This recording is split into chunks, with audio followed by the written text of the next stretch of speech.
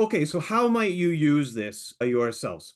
A couple of different ways you could do it. If a library near you is subscribing, you don't need to subscribe. You can go to that library or you can access it through that library, and you have access to the complete collection, all 3.6 million citations. But you might want to create an account. Now, I've already logged in, so I actually can't create my account now because I am logged in. You could create an account without paying. You don't need to pay anything to do that. But then you can be notified when new content is added to the database for the ships that matter for you.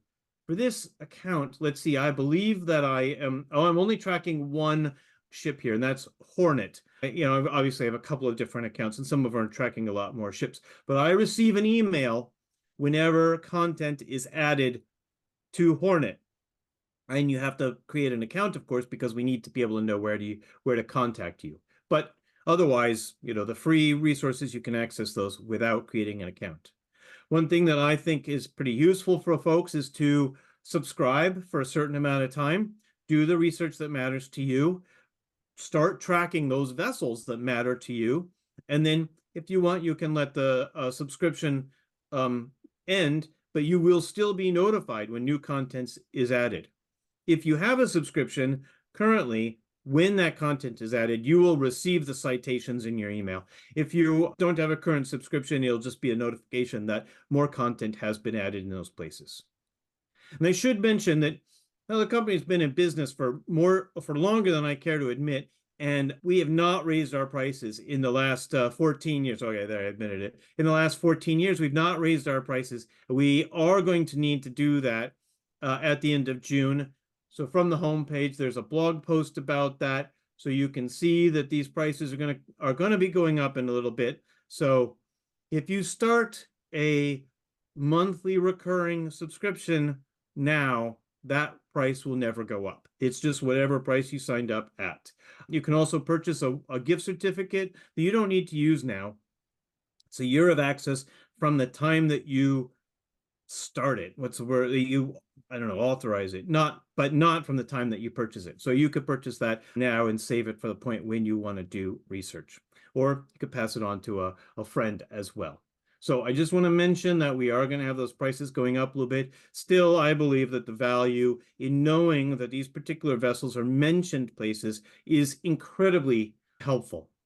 And there are so many ways that people who are doing genealogical research can use the website for this sort of stuff. You may be interested in the vessels that your ancestors emigrated on. You want to find a picture of that vessel, and that's certainly understandable. That can be, especially if it was an 18th or 19th century ship, that's going to be particularly difficult. But sometimes it can be done.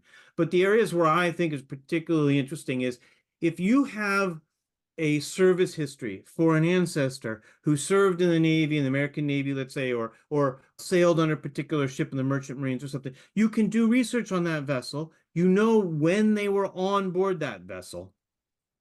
And so then you can learn what happened to them.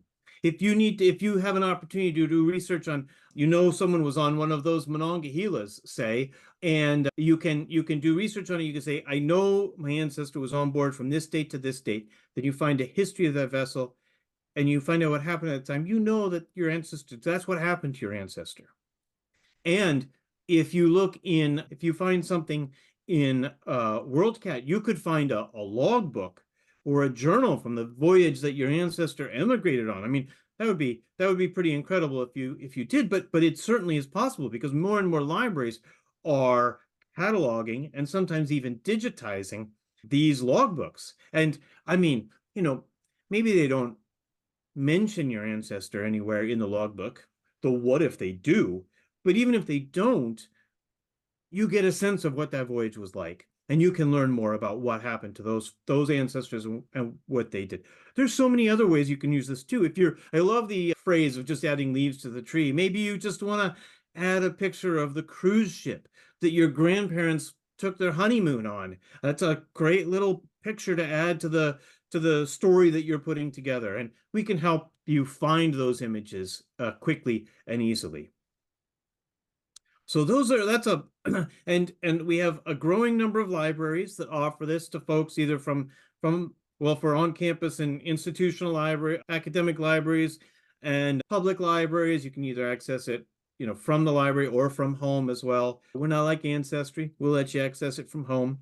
So these are things that you can certainly do. And if your library does not currently offer access to ShipIndex, you can see if they'll set up a trial, and then you would have access to it if they allow patrons to use that. So anyway, that's a brief start on this.